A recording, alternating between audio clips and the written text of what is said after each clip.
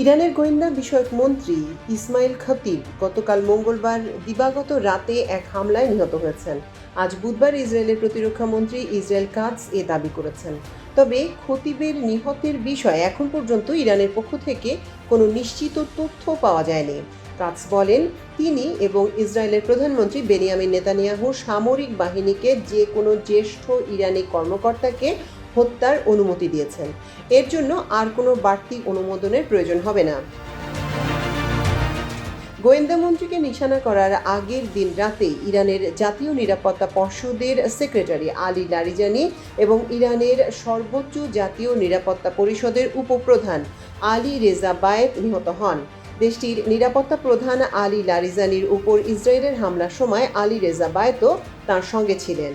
ইরানের রাষ্ট্রীয় সংবাদ মাধ্যম এ তথ্য নিশ্চিত করেছে। এর আগে নিরাপত্তা পরিষদ নিশ্চিত করেছিল মঙ্গলবার রাতে ইসরায়েলি হামলায় আলী লারিজানি, তার ছেলে এবং একজন সহকারী নিহত হয়েছেন। ইরানের বার্তা সংস্থা তাসনিম নিউজ আলী রেজা বায়েতকে একজন দক্ষ কিন্তু প্রচার বিমুখ ব্যবস্থাপক হিসেবে অভিহিত করেছে। তাসনিমের তথ্য অনুযায়ী নিরাপত্তা পরিষদে যোগ দেওয়ার আগে বায়েত ইরানের হজ ও তীর্থযাত্রা সংস্থার প্রধান হিসেবে দায়িত্ব পালন করেছেন। তিনি এর আগে দেশের বিভিন্ন নিরাপত্তা প্রতিষ্ঠানে কর্মরত ছিলেন।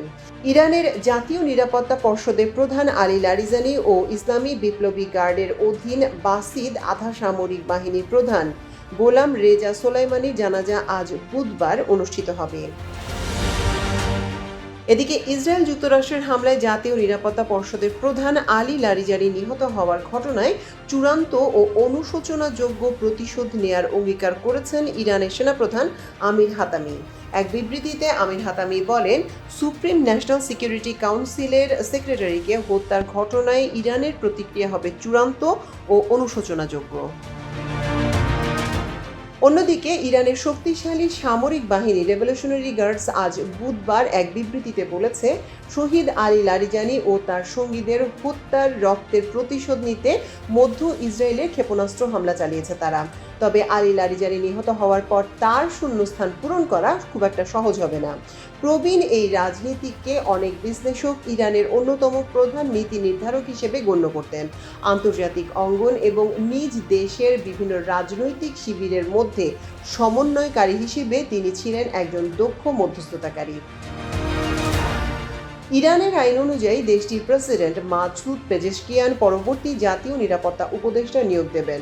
তবে রাজনৈতিক মহলে জোর গুঞ্জন চলছে যে প্রভাবশালী ব্যক্তিত্ব সাইদ জালিলি এ পদে স্থলাভিষিক্ত হতে পারেন। বিশ্লেষকদের মতে সাধারণত সর্বোচ্চ নেতার প্রতিনিধিদের মধ্য থেকে কাউকে জাতীয় নিরাপত্তা পরিষদের এ পদের জন্য বেছে নেওয়া হয়। লারিজানি নিহত হওয়ার পর জালিলি এখন সবচেয়ে শক্তিশালী বিকল্প। মাল্টিমিডিয়া ডেস্ক, আমার দেশ।